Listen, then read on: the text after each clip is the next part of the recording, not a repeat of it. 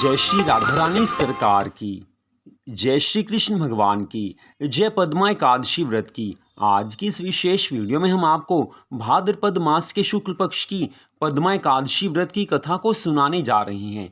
पद्मा एकादशी को परिवर्तनी एकादशी के नाम से भी जाना जाता है। इसे जल झूलनी एकादशी भी कहते हैं और इसे कुछ लोग भगवान वामन की एकादशी भी कहते हैं। तो कई नामों से इसे जाना जाता है। वैसे जो इस एकादशी का विशेष नाम है वो पद्मा एकादशी ही है। तो पद्मा एकादशी व्रत इस वर्ष 2025 में 3 सितंबर दिन बुधवार को रखा जाएगा। तो श्री पद्म पुराण में पद्मा एकादशी व्रत की कथा दी गई है जो हम आपको सुना रहे हैं।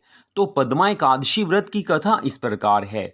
युधिष्ठिर ने भगवान श्री कृष्ण जी से कहा है कि हे केशव, भाद्रपद मास के शुक्ल पक्ष में जो एकादशी होती है उसका क्या नाम है, कौन देवता है, विधि कौन सी है और इस एकादशी की कथा कौन सी है, सब कुछ बताने की कृपा कीजिए।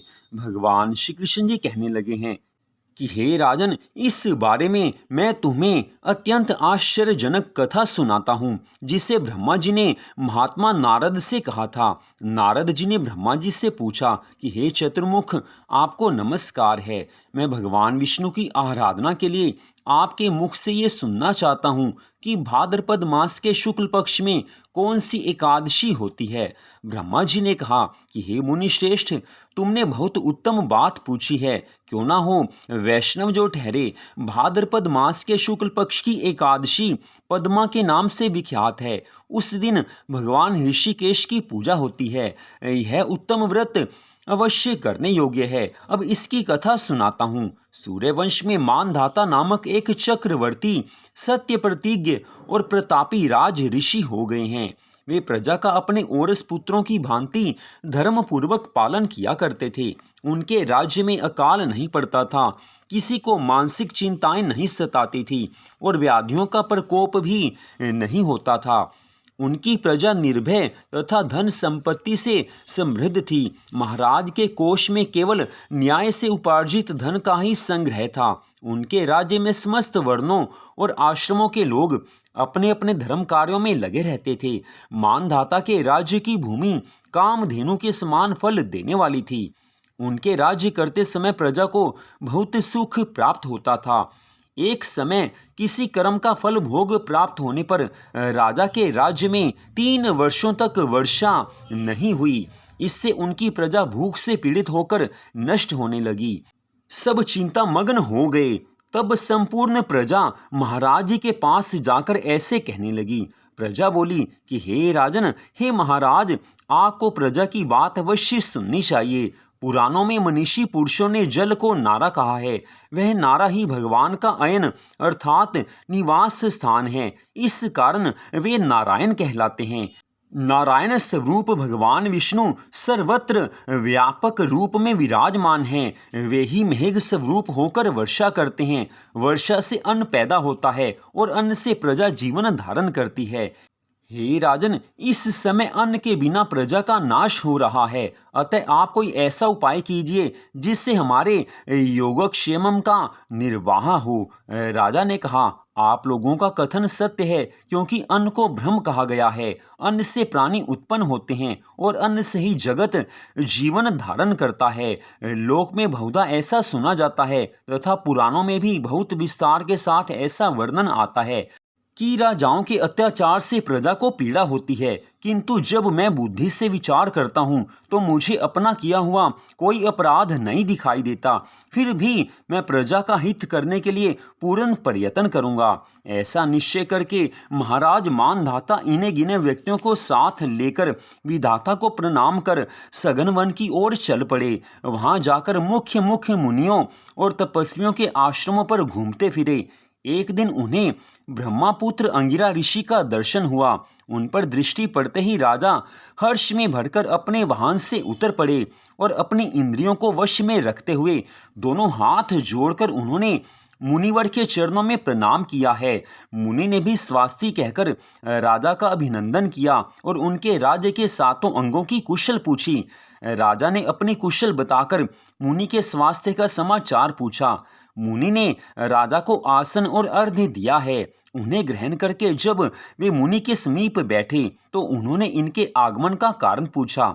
तब राजा ने कहा कि हे भगवान, मैं धर्मानुकूल प्रणाली से पृथ्वी का पालन कर रहा था, फिर भी मेरे राज्य में वर्षा का अभाव हो गया।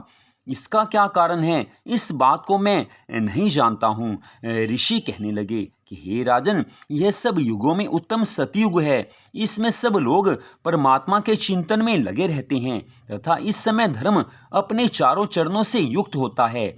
इस युग में केवल ब्राह्मण ही तपस्वी होते हैं, दूसरे लोग नहीं। किंतु हे महाराज, तुम्हारे राज्य में यह शूद्र तपस्या करता है, इसी कारण मेघ पानी नहीं बरसाते हैं। तुम इसके प्रतिकार का यत्न करो, जिससे यह अनावृष्टि का दोष शांत हो जाए। राजा ने कहा कि हे मुनिवर, एक तो यह तपस्या में लगा है, दूसरे निरपराध है, अतः मैं इसका अनिष्ट नहीं करूँगा। आप उक्त दोष को शांत करने वाले किसी धर्म का उपदेश दीजिए। ऋषि बोले, हे राजन, यदि ऐसी बात है तो एकादशी का व्रत करो। भाद्रपद मास के शुक्ल पक्ष में जो पद्मा नाम से विख्यात एकादशी होती है, उसके व्रत के प्रभाव से निश्चय ही उत्तम वर्षा होगी। हे राजन, तुम अपनी प्रजा और परिजनों के साथ इसका व्रत करो।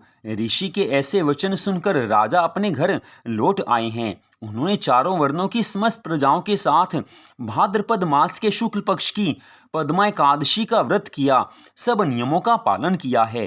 इस प्रकार व्रत करने पर मेघ पानी बरसाने लगे, पृथ्वी जल से आप्लावित हो गई और हरी भरी खेती से सुशोभित होने लगी। उस व्रत के प्रभाव से सब लोग सुखी हो गए।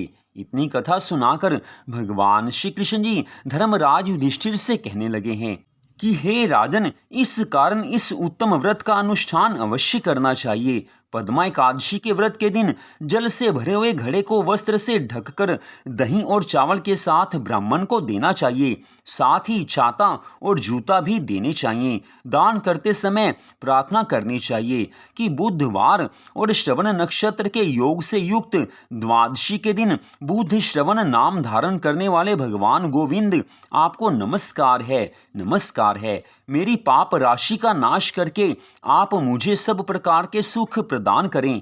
आप पुण्यात्मा जनों को भोग और मोक्ष प्रदान करने वाले तथा सुखदायक हैं। हे धर्मराज युधिष्ठिर, इस कथा को पढ़ने और सुनने मात्र से मनुष्य सब पापों से मुक्त हो जाता है। तो यहीं पर भाद्रपद मास के शुक्ल पक्ष की पद्मा एकादशी व्रत की कथा का विश्राम होता है। आप सब ने इस कथा को सुना, आप सबका दिल से धन्यवाद। जय श्री राधा रानी सरकार की, जय श्री कृष्ण भगवान की, जय पद्मा एकादशी व्रत की, जय सद्गुरुदेव जी महाराज की। जय जय श्री राधे, जय जय श्री राधे, जय जय श्री राधे श्याम।